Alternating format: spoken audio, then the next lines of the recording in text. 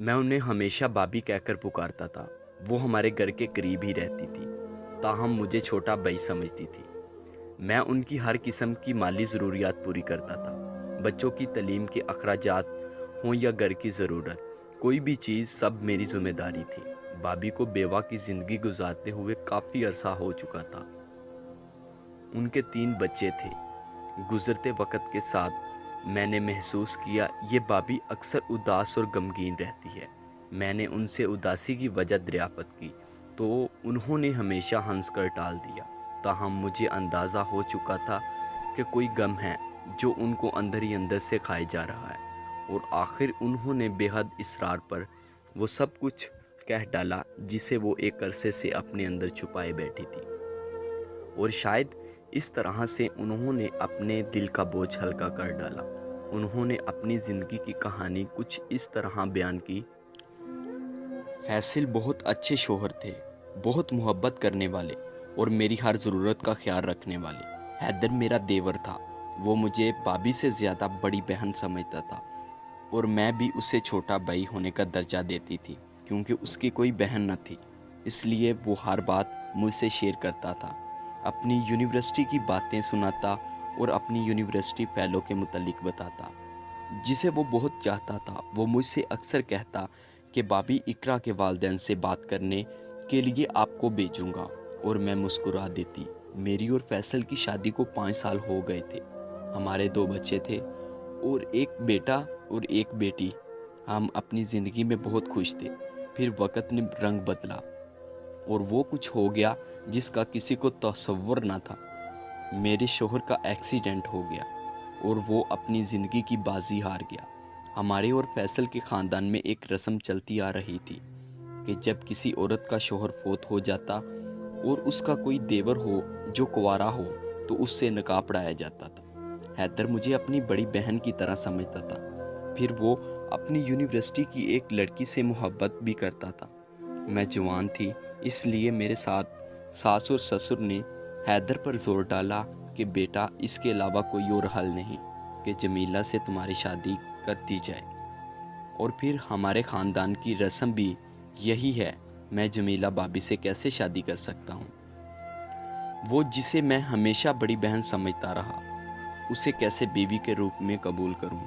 وہ حیدر پر زور ڈال رہے تھے، بیٹا جمیلہ سے شادی کر لو ورنہ ہمارے بیٹے کی عزت زمانے کی ٹھوکروں میں ہوگی۔ ایک دن اس کے والد نے اس کو سمجھانے کی کوشش کی کہ بیٹا ہم بھی چاہتے ہیں تمہاری شادی تمہاری مرضی سے ہو، لیکن حالات اس بات کا تقاضا کر رہے ہیں کہ تمہاری شادی جمیلہ سے ہو۔ جب اسے یقین ہو گیا کہ اس کی جان چھوٹنے والی نہیں، وہ مجبور ہو گیا۔ اسے اندازہ ہو چکا کہ نکاح کیے بغیر کوئی اور چارہ نہیں، اور وہ نکاح کے لیے مان گیا، لیکن مگر کوئی نہیں جانتا تھا کہ اس نے کیا سوچ رکھا ہے۔ پھر میرا اور حیدر کا نکاح ہو گیا، اور پہلی رات حیدر نے مجھ سے کہا، لوگوں کی نظر اور قانونی طور پر آپ میری بیوی ہو، لیکن آپ اچھی طرح جانتی ہو کہ میں نے آپ کو ہمیشہ اپنی بڑی بہن سمجھا ہے، لہٰذا میں آپ کو بیوی کے روپ میں کیسے قبول کر سکتا ہوں؟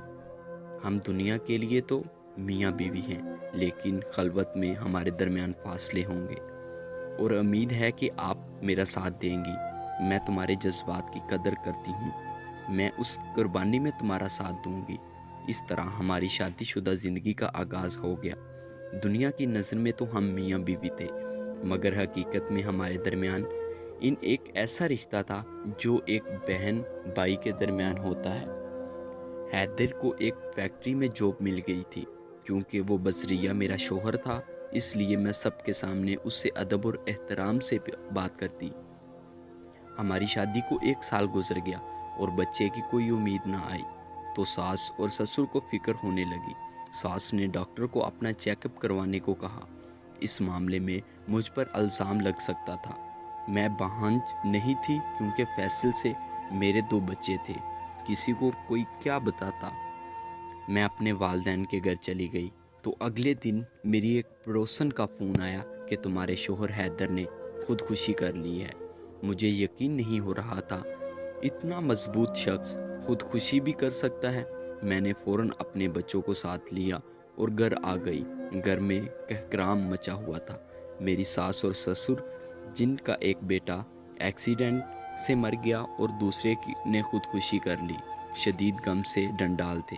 حیدر کی تنفید کے چند روز بعد میں اپنے کمرے میں بیٹھی تھی، حیدر کے متعلق سوچ رہی تھی کہ اچانک میں نے اپنی بیٹی کے ہاتھ میں اپنی ڈائری دیکھی۔ میں نے فوراً اس سے لے لی۔ اس ڈائری میں میرے شب و زور دفن تھے۔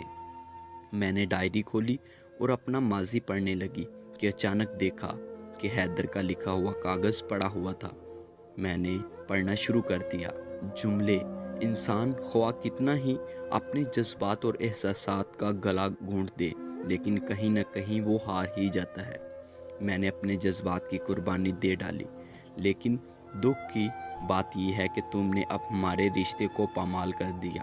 گندگی کو چاہے جتنا بھی چھپا لو، لیکن اس کی بدبو اپنی موجودگی کا احساس دلاتی ہے۔ گناہ کے دندال میں پھنسنے سے پہلے میرا نہیں تو اپنے بچوں کا ہی خیال کر لیتی۔ میں نے اپنی خواہشات کی قربانی دی، اس لیے نہیں کہ تم مجھے زمانے کی نظروں میں رسوا کر ڈالو۔ تم نے مجھ سے وعدہ کیا تھا کہ تم میرا ساتھ دو گی۔ میں آج زندہ ہوتا تو مجھے 2 قتل کرنے پڑتے، ایک تمہارا اور ایک اس اشانہ کا، اور اس طرح میں تو جیل میں چلا جاتا، لیکن میرے خاندان کی عزت بھی خاک میں مل جاتی۔ اس لیے میں خودکشی کر رہا ہوں۔ افسوس تم میری محبت کی قدر نہیں کر سکی۔ خط پڑھتے میری آنکھوں سے آنسوں کی لہریں بن گئی۔ میری بچی مجھ سے لپٹ گئی اور کہنے لگی، مما آپ کیوں رو رہی ہو؟ میں اسے کیا بتاتی کہ میں ہی حیدر کی قاتل تھی۔ پتہ نہیں حیدر کو میرے گناہ کا علم کیسے ہو گیا۔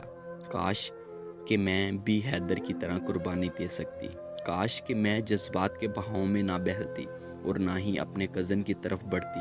حیدر کی قبر پر بیٹھی رو رہی تھی اور اپنے آپ پر پچھتاوا کر رہی تھی۔ کاش میں ایسا نہ کرتی، مگر میرا ضمیر مجھ کو ہر لمحہ مملات کرتا ہے۔ اپنے اس گناہ کا اعتراف آج نہ کرتی تو شاید میرا دماغ پھٹ جاتا۔ میری یہی التجا ہے کہ خدا را اپنے نفس کے بکاوے میں آ کر اپنے خوبصورت رشتوں کو پامال مت کرے، ورنہ ساری زندگی اذیت کے ساتھ گزارنی پڑے گی۔ میں نے بھی کب کی خودکشی کر لی ہوتی اگر میرے بچے نہ ہوتے۔